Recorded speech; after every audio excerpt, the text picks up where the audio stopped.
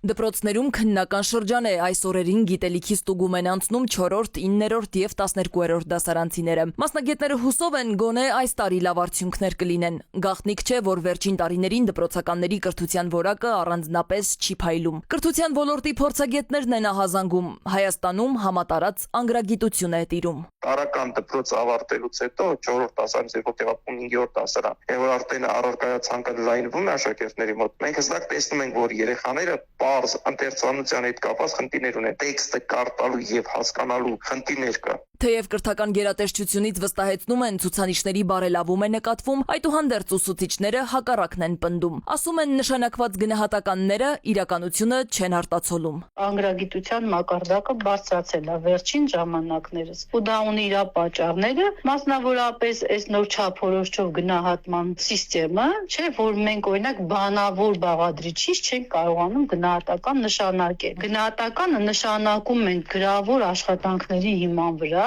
իսկ գրավոր աշխատանքները երեխաները վարպետորեն արտագրում են։ Համակարգային մեծ աղետալի վիճակ է նաև գնահատման համակարգում։ Մասնագետներն ասում են, ուսուցիչները շատ հաճախ ընդառաջում են երեխաներին, բարձր թվանշաններ նկարում, բայց հարյուտես, որ արդյունքում կորում է երեխաների սովորելու մոտիվացիան։ Հետաքրքիր չի երեխային դպրոց սովորել։ Գումարը ծնողներն են, ընդհանրապես ջանք չեն ներդրում։ Ես ամենայն պատասխանատվությամբ ասում, ծնողները 60-70%-ին հետաքրքիր չի իրենց երեխան սովորում է թե չէ։ Ուսուցչուհին նաև քիմիա առարկայի նկատմամբ հետաքրքրության պակաս է նկատում։ Աշակերտները խուսափում են այս առարկայից դժվարամատչելիության պատճառով։ Ծրագրերը բարդ են, նորմալ դասագիք չկա։ Մենք մի ամբողջ տարեկան դասարանում առանց դասագիք դասավանդել ենք, դեռևս ոչ մի երաշխավորված դասագիք չկա, հույս էլ չկա, որ կլինի։ 11-րդ դասարանը նոր չափորոշչային ծրագիրը մտնում է, համապատասխան դասագիրքը չկա։ 7-ից 9-րդ դասարանների դասագրքերն էլ Աստված բարին կամենա։